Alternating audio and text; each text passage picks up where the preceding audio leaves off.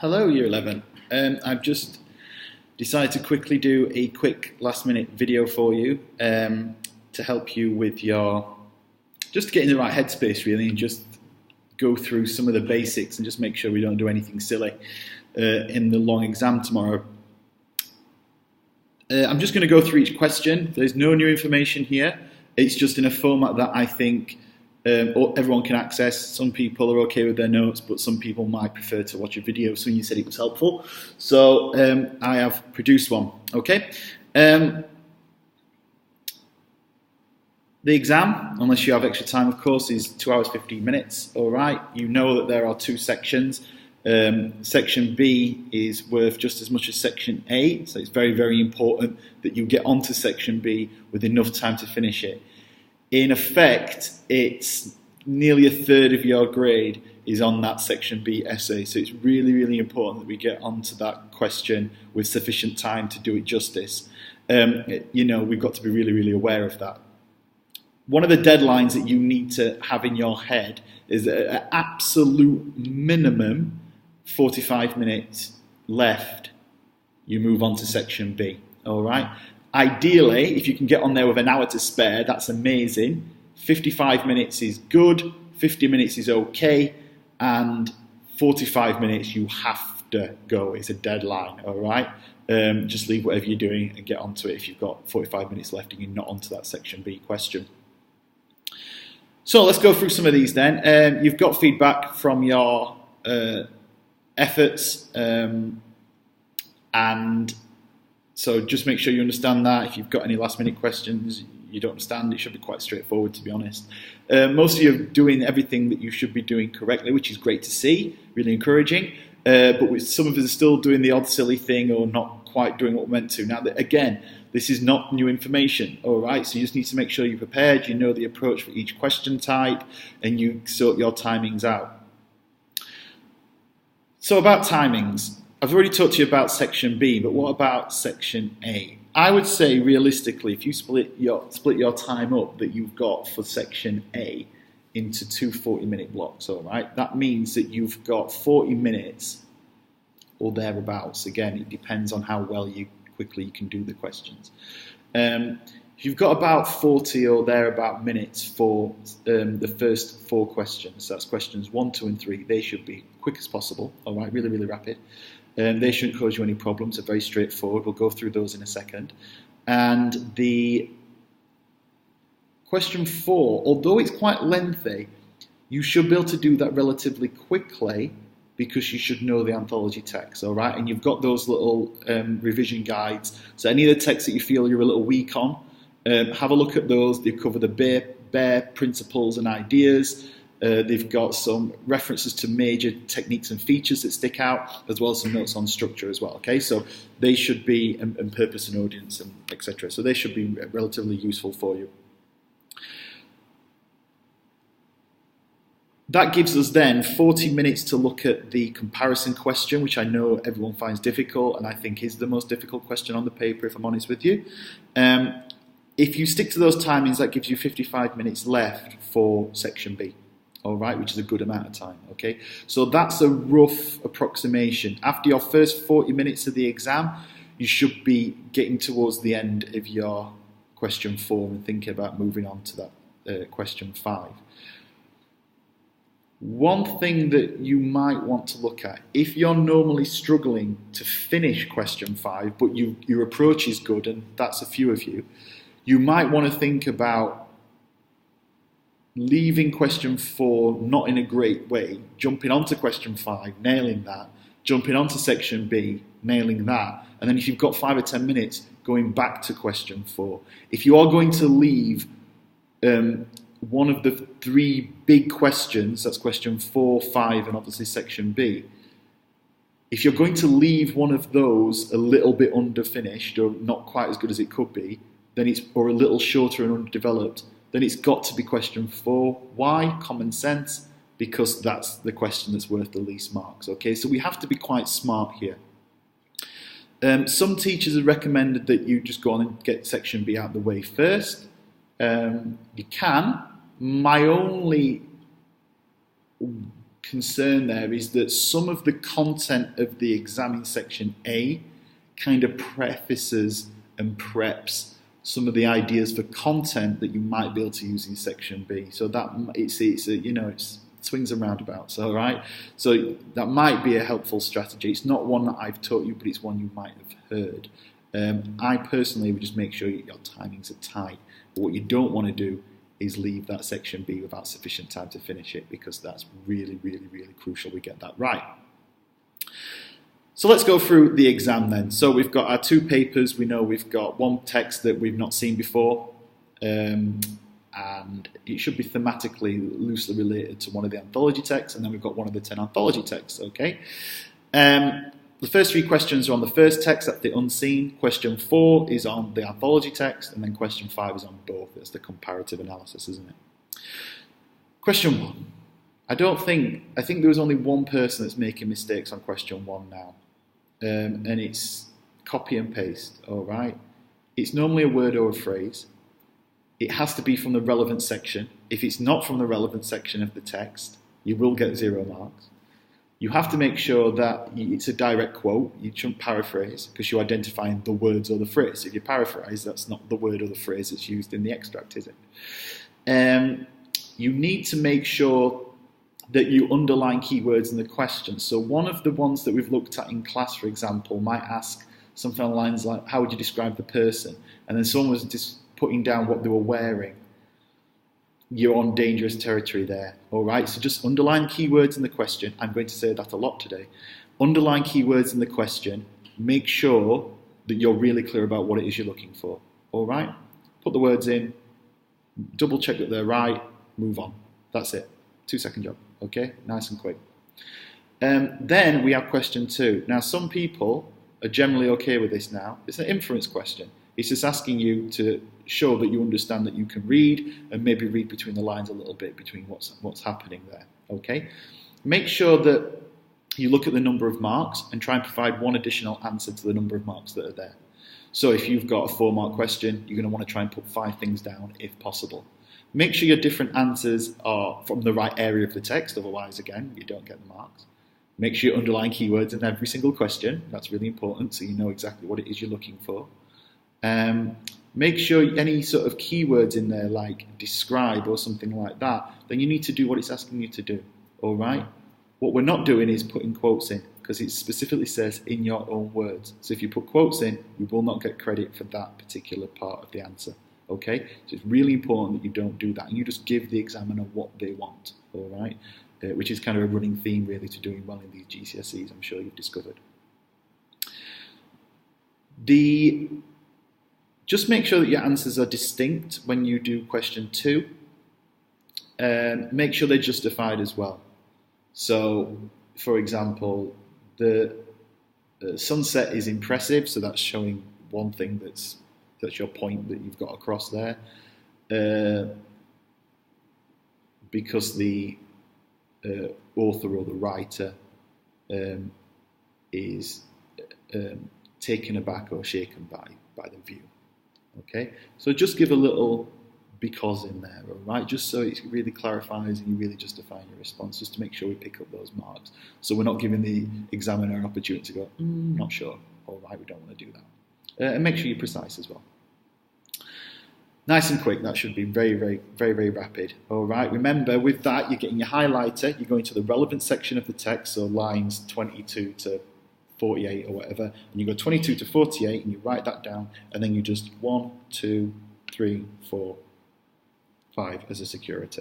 It's really nice to see some of you doing that in the mocks that we've had, because it's a good strategy, and what you were doing were you were making sure that you picked up the marks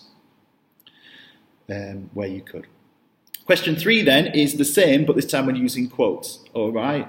So you need to answer the question, so we're underlining keywords in the question. We're picking out our quotes from the relevant section, so again, I've got my highlighter. I'm highlighting the section that I'm allowed to pick from, and then I'm picking out my quotes. If I've got a 4-mark question, I'm going to give 5 answers. If I've got a 5-mark question, I'm going to put 6 answers in there. Bear in mind that these marks that we've studied are the common mark schemes on the past papers that we've looked at. It is totally in the board's right to change the number of marks allocated for any one particular question type, all right? So just be aware of that, okay? If you get a strange number of marks, it's fine, just answer the question as you would using the same strategy, okay? But just put an extra answer in there.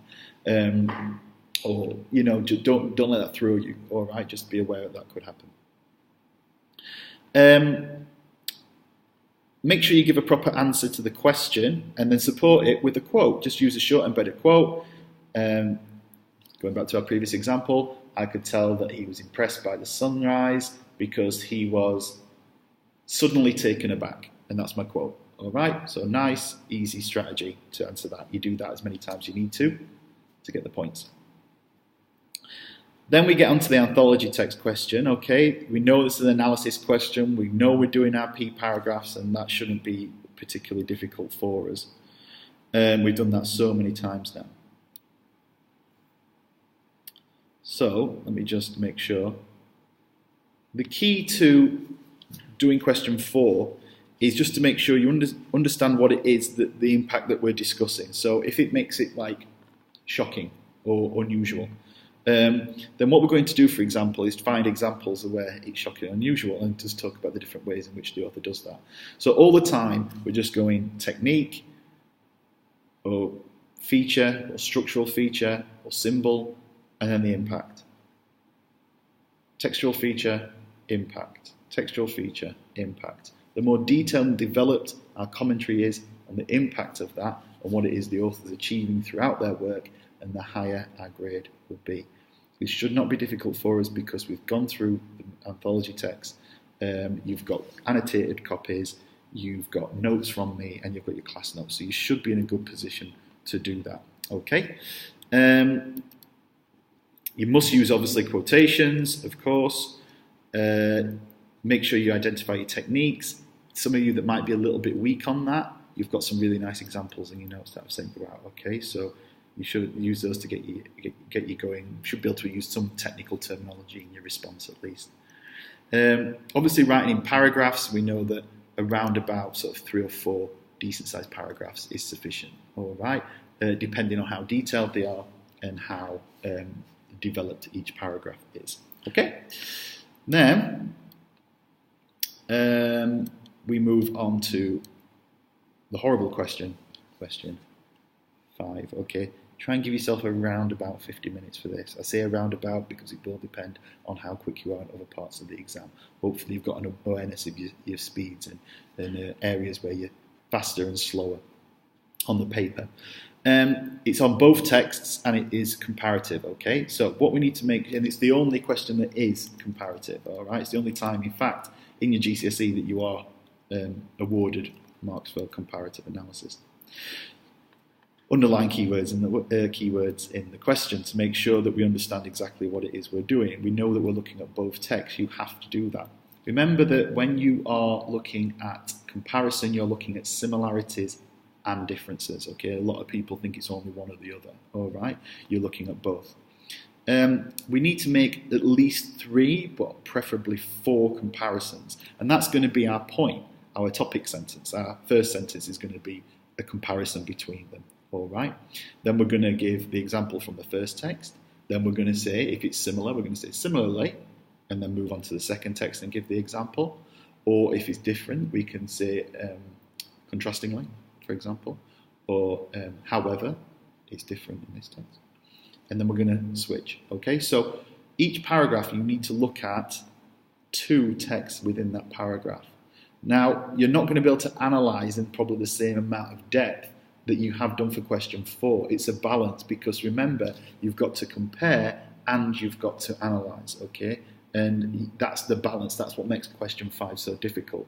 Now, I know some of you have just been going straight ahead with a normal level of analysis, like you would do for your coursework, and producing these enormous paragraphs, and you're going to struggle to get 3 or 4 of those done within the time, okay? So just make sure you're aware of your timing, make sure you're aware of how much you can get done, and don't bite off more than you can chew with these enormous paragraph sizes, all right? Hopefully that's something you've been practicing in your prep. And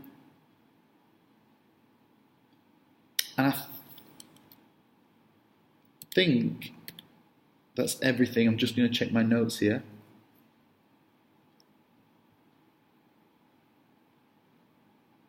Yeah, just make sure that your comparisons are meaningful. Don't make them overly abstract or too awkward or difficult. They're very difficult to prove. Just make them fairly straightforward but meaningful comparisons between the texts. You might want to talk about tone. You might want to talk about, descriptions. You might want to talk about the author's purpose and things like that. Are normally things that are really general things to start looking for.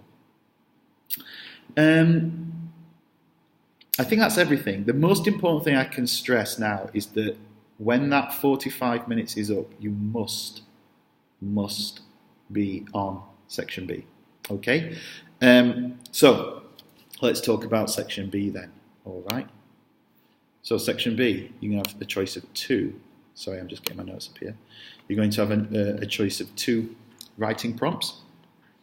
You need to see which one you're most comfortable with. You're going to underline keywords in the question.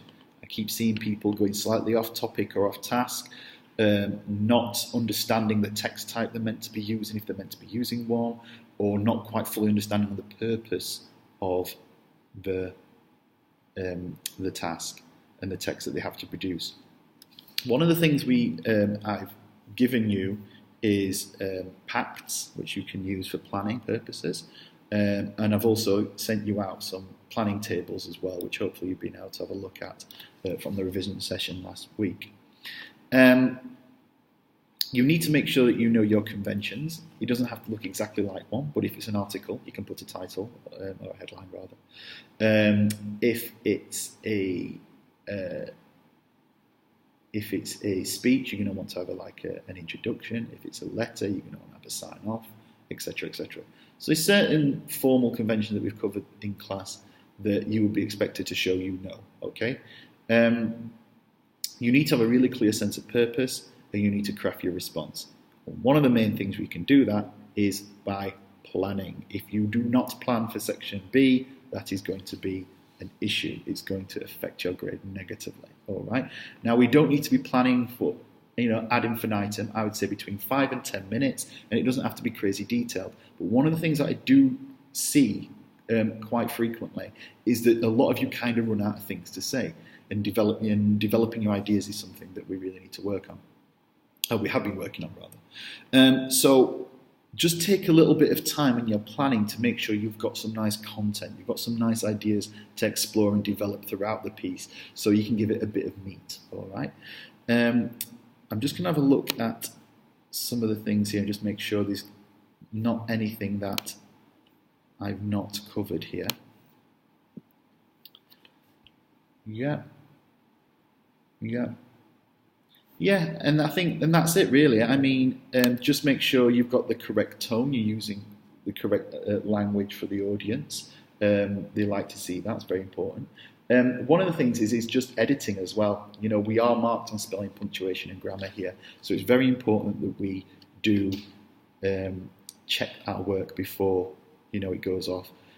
So making sure that it's better a work is clear than overly ambitious and makes no sense. So don't start throwing fancy words in there for the sake of it if you're not fully confident and competent in their use. All right?